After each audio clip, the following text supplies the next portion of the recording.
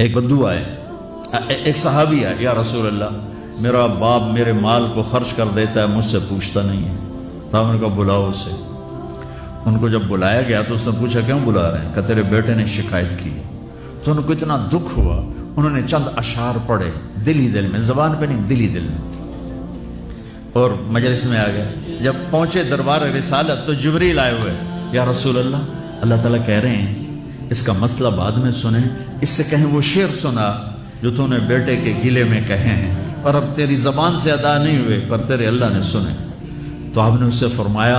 اچھا بھی تیری گل تو میں بعد سنوں گا، تو پہلے میں نے شعر سنا۔ انہوں نے کہا اشہد انک رسول اللہ، میں گواہی دیتا ہوں آپ اللہ کے رسول ہیں۔ یا رسول اللہ میں نے دکھ میں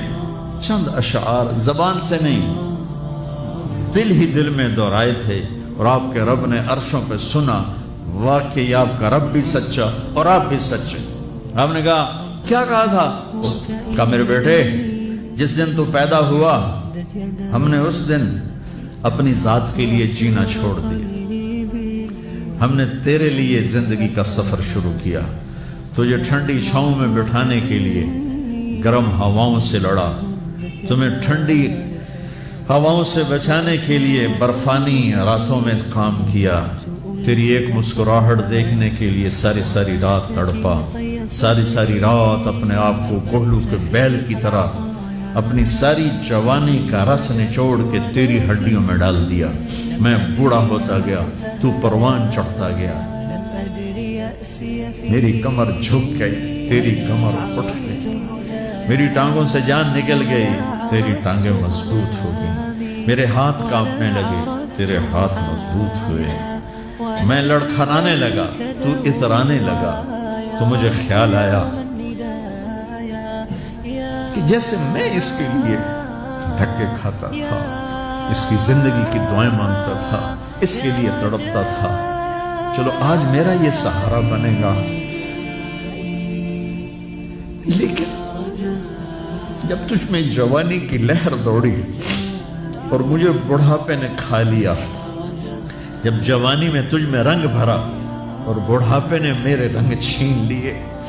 جب جوانی تجھے سیدھا کیا بڑھاپے نے مجھے ٹیڑھا کر دیا، کمر جھکا دی، تو ایک دم تو مجھے ایسے گھور کے دیکھنے لگا، تیری آنکھیں ماتھے پہ چڑھ گئیں اور تو مجھے یوں دیکھنے لگا جیسے میں نوکر ہوں تو باپ، تو مالک۔ تو میں نے اپنی 30 سالہ زندگی کو جھٹلا دیا کہ ہاں میں باپ نہیں ہوں، میں نوکر، یہ میرا سردار ہے، اگر یہ بیٹا ہوتا تو یوں تو نہ کرتا، اس نے میری راتوں کے تڑپنے کو بھلایا، میرے گرمی سردی سے لڑنے کو بھلایا، کولو کے بیل کی طرف میرے چکر کاٹنے کو بھلایا، اپنی خوشیوں کو دفن کر دیا اپنے سینے میں، قبرستان بنا دیا اپنے سینے کو، اپنی خواہشات کا اور اپنی خوشیوں کا، اور آج تو مجھ سے ایسے بات کرتا ہے جیسے میں نوکر ہوں اور تو میرا آقا ہے۔ اچھا میرے بیٹے میں نوکر سہی، تو سب، پر میں تیرا پڑوسی تو، بندہ پڑوسی سے پوچھ ہی لیتا ہے کیا حال ہے، کوئی ضرورت تو نہیں، اتنا ہی پوچھ لیتے۔ دیکھو میں آج رو رہا ہوں، یہ بڑے دردناک اشعار ہیں، میری اردو میں اتنی وسعت نہیں ہے کہ میں ان اشعار کا درد سمجھ سکوں اردو کے الفاظ میں، لیکن اتنا بتاتا ہوں کہ میرے نبی روتے روتے ہچکی لگ گئی، اتنا روئے۔